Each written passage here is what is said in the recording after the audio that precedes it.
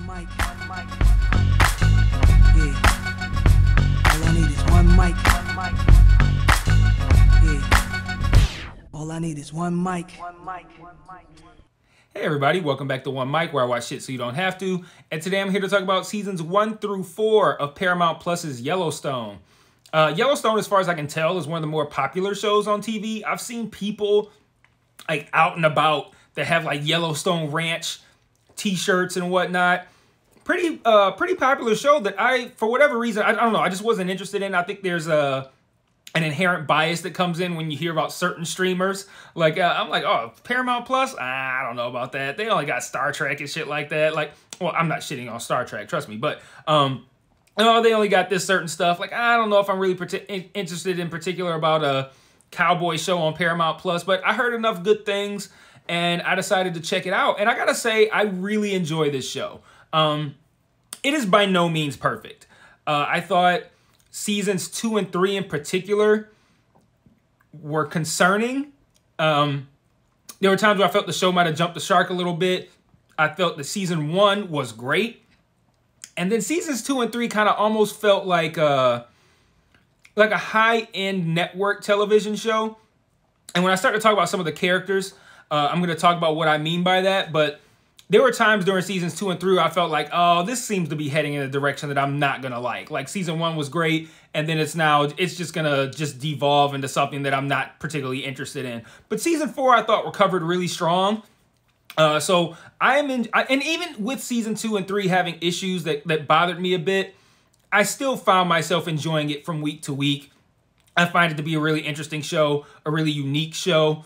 I'm pretty invested at this point in everything that Taylor Sheridan is doing with Paramount Plus. So, yeah, I'd say I'm in on this show. I will almost certainly, I'm like 95% sure I'll probably be covering season 5 week to week whenever that drops, whenever that premieres, I should say. But yeah, it's a really interesting show. And I want to talk about the style of the show, and I think what makes it so interesting for me is the fact that I've never seen anything like this.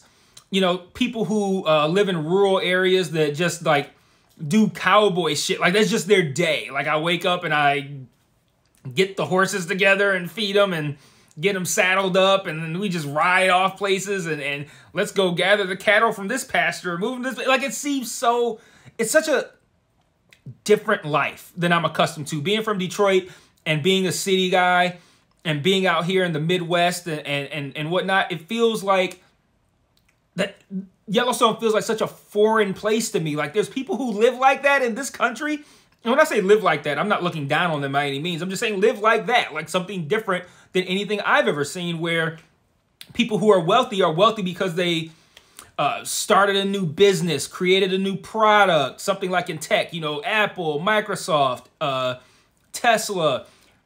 People who are at the forefront of technology are the ones who seem ridiculously wealthy. And then you come here and you see somebody like John Dutton who's rich just off of like owning land and shit. Like, like it's so interesting to me to see these people with this incredible amount of money, but they don't live like people who have a lot of money live in what I consider to be, not what I consider to be, but like in my world, like in the aspect, in the part of this country that I live in, where, you know, rich people are, you know, fancy as shit, spending a bunch of money, ridiculously expensive clothes. But then again, too, I don't know that the Yellowstone people's clothes not expensive. Like I don't know how much that cowboy shit costs. Like that could be wild expensive. I don't like, there was a scene, I think, in one of the early seasons where someone's gifted a cowboy hat. I think it was Jimmy. Like, I don't know. But all I know, a really good cowboy hat might cost like $400. I don't know. But it's just such a wildly different life to what I'm accustomed to, even when it comes to what I'm accustomed to seeing in television and film. And that's so incredibly intriguing to me that this show would have to get pretty bad for me to not be interested in it. It's just it can get kind of formulaic at times, which I'll talk about. And also, I've started watching 1883, which I think might even be better than this, even though it's even simpler. Like the lives of these people are pretty simple, not too complicated, but they do a good job on this show of creating this tension with people trying to get their land, people trying to fuck over Beth, people trying to fuck Beth, all these different things that they do to create drama and tension that work really well. But at the end of the day, their lives themselves, like their day to day, if this weren't a TV show and they were just living their lives, would be pretty mundane. 1883 is even more so. It's like I have a whole episode like, how are we gonna get the cattle from this side of the river to that side of the river? You think like, what the fuck is this? But like, it's so fucking interesting. And I think its biggest positive attribute is how out of the norm it's gonna feel to most people who watch it. And there's just something about seeing that aspect of a different culture. That's what I love about traveling the world. I'm not a jet setter by any means, but I have been outside of this country. And that's what I love about going to not even just other countries, but other places within this country, just seeing how people live and noting like, wow, that's so different than how I live. And this show and 1883 do such a great job of conveying that, but also giving you like the drama, the tension, the conflict that you need to just find a storyline to be interesting. So I'm going to start talking about the seasons a little bit more in detail. Not too much, but a little bit more. And some of the character stuff that I like and don't like. So season 1 immediately drew me in. I thought season 1 was really strong. Again, it benefited from being something totally new and different to me, but still being very compelling. Like seeing like cowboys who are like rich, John having like a helicopter, which I don't know if have we seen John with John's helicopter post season 1? I don't know. But at the end of the day, seeing these people's lives and what it is like to live those lives and the kind of problems that they come across was so incredibly compelling to me. This show and 1883 do the visuals just, they're off the charts, incredible. Like I love looking at this show. And what I love even more about the fact that I love it is that it's in such sharp contrast to another show that I love looking at the visuals on, which is Succession. Like they hop in a helicopter and they're flying across, big cities or maybe to Scotland. And it has a totally different look than what they do with scenery on this show, but both are equally incredible to me. This might even actually be better. And 1883 might be better than this as far as like giving you these big, wide landscape shots of just beautiful scenery. It's stunning to look at times. I love that about both of these shows. But once I finish, I'm not done with 1883 yet. So once I finish that, I'll come back and do a video kind of just talking about season 1 or just talking about the show. I don't think it's going to have multiple seasons, but I'll get into the spinoffs kind of like real quick when I'm wrapping up. But yeah, season 1 kind of knocked my socks off from just the perspective of like, I've never seen anything like this before and I'm loving what I'm seeing. Seasons 2 and 3, I kind of felt like it started to fall off. And I think one of the things that bothered me is that it got very formulaic. Every season was kind of like, okay, what's going to be the threat to John's land? And I'm like, how many times can you do a threat to John's land season and not have it feel boring and mundane and repetitive? And that started to peak its head throughout seasons 2 and 3, where it's like, okay, so now what's going to happen with John's land? Who's going to try to come get it now? And they did the same thing with Beth. They made Beth's a very, I think, unique character, but they put her in the same situations every season where it's like, Beth's going to protect Beth's here to protect John's interest, and she will do anything she can to do that. And then some big city person with a whole bunch of money and a fancy suit or whatever comes along and is like, oh, you small town rural hick, I'm going to screw you, and because I'm such a big important person from the city with all my money and my lawyers, and you're just some hillbilly hick and you don't know it. And they do that every season, and it's like, oh, then how's Beth going to win despite these insurmountable odds that the city person has laid out for her? And it's very repetitive, and especially in those middle seasons. And that's when I started to go like, I don't know if I'm going to actually even make it through season 4 because I'm kind of getting sick of the repetitive nature of this show. But season 4, I think, recovered. Oh, wait. I want to mention one more thing about seasons 2 and 3 and even 4. But it's less of a criticism in season 4 because I'm kind of accustomed to it at this point. But I don't particularly like, I don't know. I'm split on how I feel on the Beth-Rip relationship. On one hand, they get some great scenes together.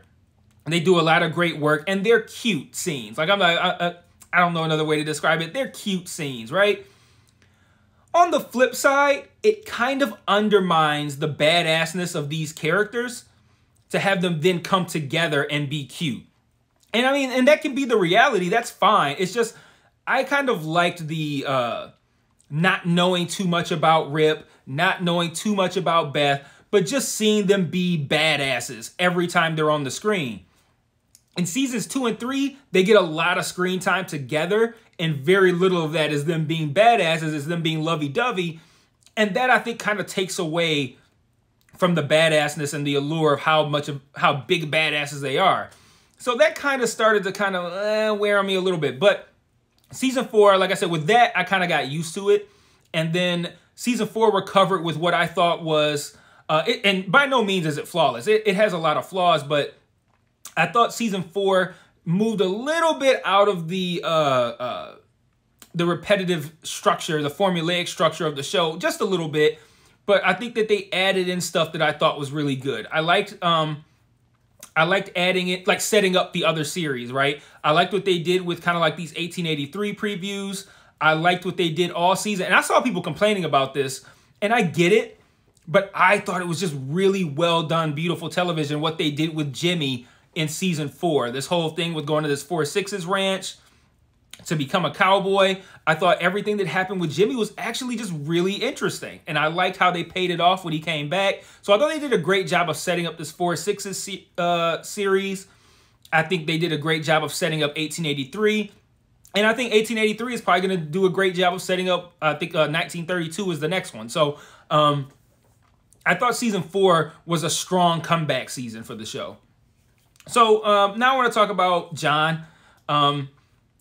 Easily the strongest character on the show. Kevin Costner is fucking incredible in this role. Like, could he be any more of a badass? Like you can't help but like this. And I think this is also what interests me about this show is you feel, this is going to sound crazy, you feel like less of a man watching this show. Because it's like, but in this urban life, right? We have our, we want to make sure that we can take care of our families via our 9-to-5 jobs and our paychecks. We spend the money on things to impress women or impress other men. Like, oh, here's some cool shit that I got that men are going to be jealous of. Like, we have totally different motivational factors. These guys are just like manly as fuck doing man shit. Like, we're out here riding horses. We're out here beating the shit out of each other. And Kevin Costner, the way he carries himself playing John, it's just so like you can't help but see what everyone else sees. They all have this massive level of respect for him. And you can't help but have the same thing because he's so commanding in this role. And I think it's a great, great role for Kevin Costner and a great performance by him.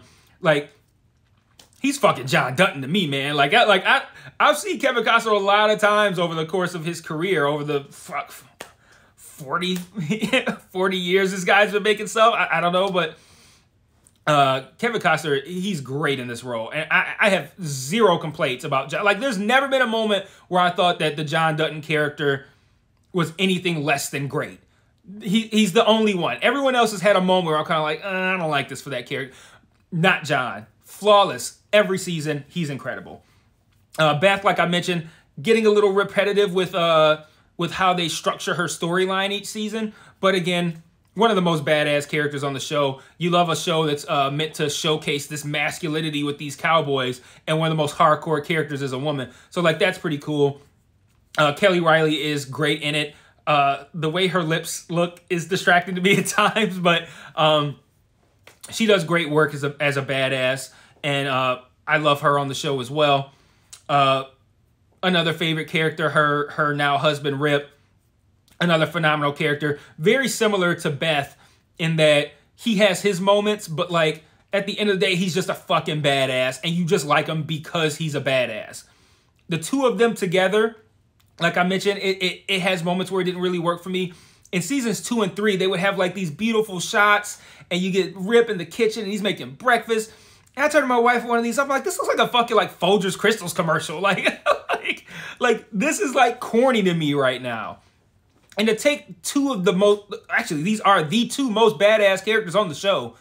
I said, putting them in these situations where it feels like I'm watching like a commercial on how corny it is, on how great they are together, and like sun shining through the window, and you see this big field, and he's a cowboy dressed in all black making coffee. I'm just like, man, this shit feels like a fucking coffee commercial.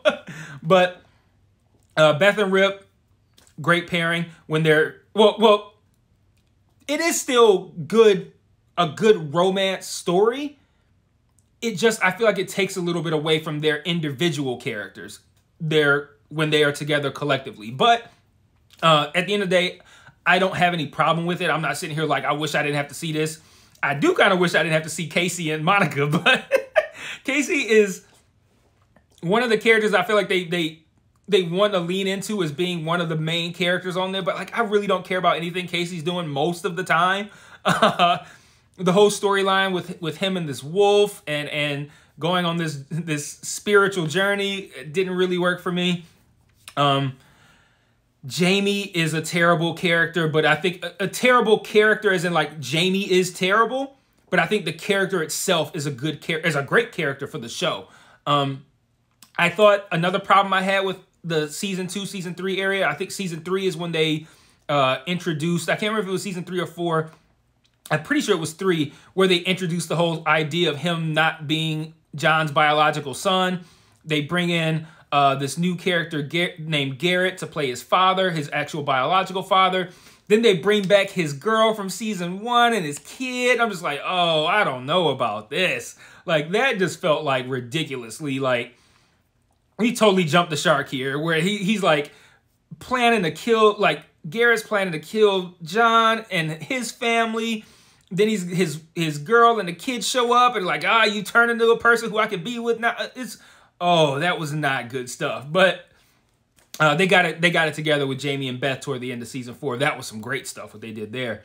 I also really like what they did. I think this was kind of like a collective between, I want to say like seasons 3 and 4 and maybe a little bit of 2. But Lloyd, who I like to call Yosemite Sam, because he's like so fucking ridiculous looking. Like, talk about like a caricature of a cowboy. It's Lloyd. Lloyd, Walker, and Rip. That dynamic, great. Loved it. And I hate Walker. Walker, again, I hate the character of Walker. I think Walker's a good character for the show. But that one season where he was living in the bunkhouse and he just complained about everything. Like, anytime somebody mentioned something, he would change it into something to a statement of how he hates the ranch. And be like, yeah, Walker, here's some eggs for breakfast. Yeah, you know who makes shitty eggs? John Dutton. I hate it here. Like, everything was always like, I hate it here. I hated Walker. But the stuff with him and Lloyd was great. How that affected Lloyd and Rip's relationship was great. I loved all that. And then most importantly, I think what really put season 4, I think, on the right path for me.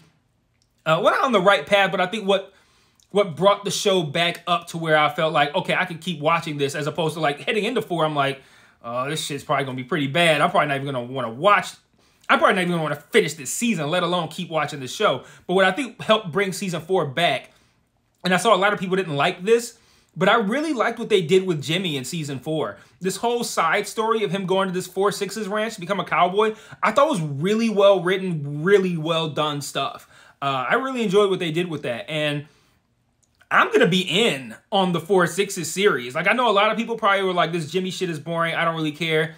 I don't need to see it. I saw that complaint online, and they're not going to watch 4-6's. I'm going to fuck with 4-6's. I'm going to check it out. I thought they did a really great work with that whole storyline in there. So that was cool. I didn't really like Piper Parabo's character, the protester that kind of starts to form a relationship with John. I think that was season 4, mainly season 4. I don't think any of that is in 3. Some of it might be in 3. But she was now I think she is a bad character in the sense of like a bad character in the show and for the show. Like that, I'm tired of people like pulling like Twitter into television. Like, she just felt like a fucking social justice warrior from Twitter. Like, not somebody who actually has or says or does important things or has important things to say. or as impactful, like she's doing protests. Man, she felt like one of those people who just tweets about a lot of shit and then goes out to these protests and doesn't actually know what the fuck she's talking about. Like, that was an annoying character. But at the end of the day, like I said, it's a flawed show. It can get formulaic. It can get corny. But it does so many other things well and uniquely that I still really, really enjoy watching this show. So I'm going to wrap this up. I'm in for season 5. Like I said, I will almost surely be covering it week to week whenever it comes out. And I will be back, I would imagine, within the next few days for a video talking about 1883. I think I'm like midway through episode 7. So I'm fairly close to being done with that. I'm going to have a lot to say about 1883 because I think 1883 might actually be better than this. I'm not seeing the flaws in 1883 that I see in this. Nothing formulaic about this one. Totally unique. And I think a lot of the things that Yellowstone does well, 1883 does better. So at least that's how I feel right now, midway through episode 7. So I'll be back in a few days. I watched that one with my wife, so like I can't watch it on my own. So we kind of like got to work together to watch the episodes together. But I would imagine we'll probably finish episode 7 and watch all of episode 8 probably on Thursday, and then we'll probably wrap it up sometime over the weekend. So yeah, maybe I'd say maybe around Monday, expect a video for 1883. So until then, peace.